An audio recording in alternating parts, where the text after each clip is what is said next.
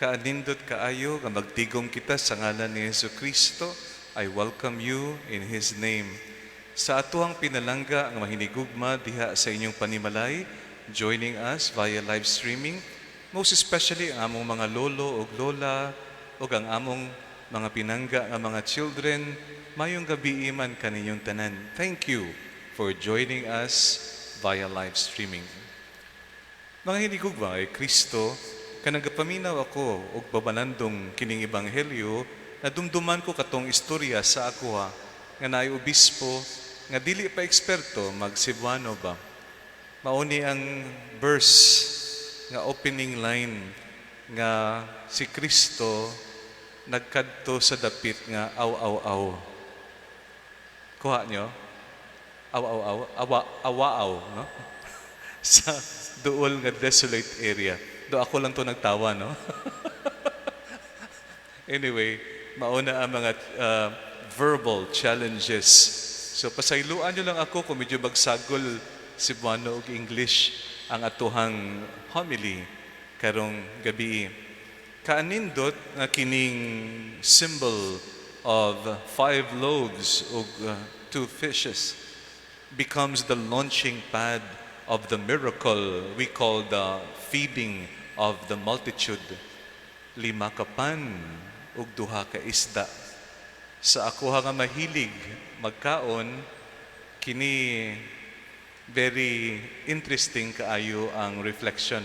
I hope makatabang man sa atuhang tanan na atong sekreto nga i-confess sa inyo sa akuhang seal kauban ang 5 ka pan ug 2 ka isda. Kag mauban na sa pectoral cross sa ginagamit nako, no? Usually. Mga hinigugma, there are 3 ways sa pagsabot o to understand the miracle.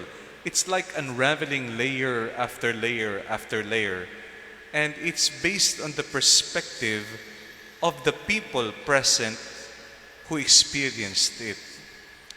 There are 3 forms according to a scholar of the scriptures: actual miracle, sacramental miracle, ug moral miracle. Mangutan naman ta nga usa lang ang milagro, ngano man tulo ang dimensions. Let me explain. First, actual. Naay katikista dito sa probinsya when I was a seminarian, seasoned na siya, tapos naghatag brief talk ang seminarista, ingon niya ang milagro was more of really the heart of the people moved to share. Gikorek siya sa katikista, no? It was an actual miracle. And I said, after sa ilang debate, tsakto mong duha. The first dimension is an actual miracle. This means that because of the love of Jesus, the gratitude prayer He offered to the Father, and the surrendering offering of that boy, offering kanang pan o isda, the law of physics were penetrated by the grace of God, and from a tiny amount, that which the apostles fear will not be enough, the bread and the fish miraculously multiplied to feed the multitude. Nabusog ang tanan, napay sobra, agitigom pagkahuman, gihipos pagkahuman. This is the first sense. And it's really an amazing miracle, the feeding of the multitude, which really a kind of really can baffle the logic of the apostles. Kaya at the start, there was scarcity of supply. When they surrendered to the Lord and it was distributed, all were fed. Naapay sobra. What an amazing actual miracle. Second, others, however, perceive the miracle on another level, which we call sacramental. The eating of the bread and fish did not only feed their bodies. Yes, nasinati nila, nabusog sila, pero ang ilahang kalag o kasing-kasing nabusog pod. It was filled with a different kind of spiritual satisfaction.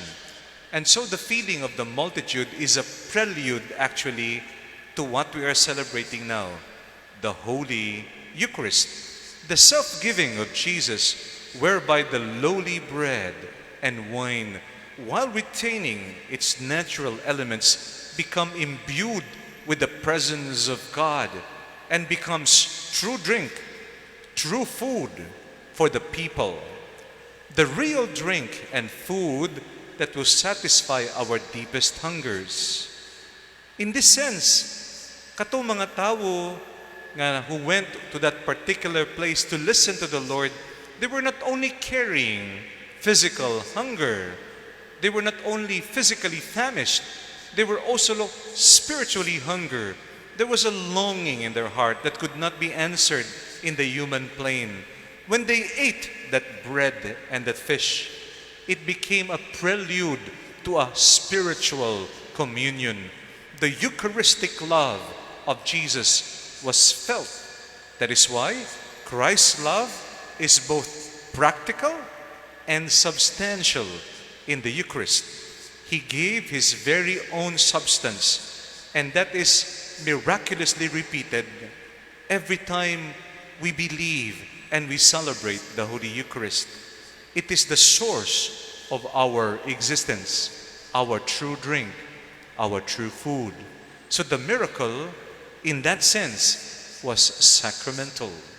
Third and final point, others later, when they saw the boy's generosity, remember, unsa man ang tubag sa mga apostoles, Lord, wala man ta supply, send them away to buy for themselves. It was Andrew, si Andres, who brought the boy, and he said, but Lord, na din hi bata willing to share ang iyang pan ug isda. So when people saw the generosity kining bataa and his pure act of love nga gihalad niya kay Kristo, that put to shame the calculating adults and their resistance and their fear of scarcity. Ngano man, tinuod, ang uban, siguro may tinago man nga balon ba? Pero they were very calculating as adults, whereas the pure generosity of this little boy put them to shame, according to one theologian. That is why, in this moment, the miracle happened in their hearts. There is a moral change, a conversion, an inner conversion from selfishness to kindness, from greediness to generosity, from me first attitude to altruism and loving your neighbor. That is why ang uban ila man gid pagawas ang ilang balon og naay sharing nga spontaneous when it was triggered by the pure act of that little boy. As such, theologians reflecting on this call this the moral miracle or moral conversion that led to contaminate everyone to become more generous as well. So, mga hiligog, mga igsoon kay Kristo, pasayloan niyo lang ako, force of habit, no? Mahilig jud ko mag-systematize bilang teacher or theologian. Pero kaanindot kaayo. There is no one way of describing the miracle. Instead, nga mag-uol kita in terms of, unsa man to, actual or moral? Rather, limiting the wondrous grace of God, there is no one way of describing such miracle. Doing so would limit the expansive power of God's grace. It is beautiful that the miracle can have three dimensions, if you ask me, and I agree with the scholars who presented it in this systematic manner.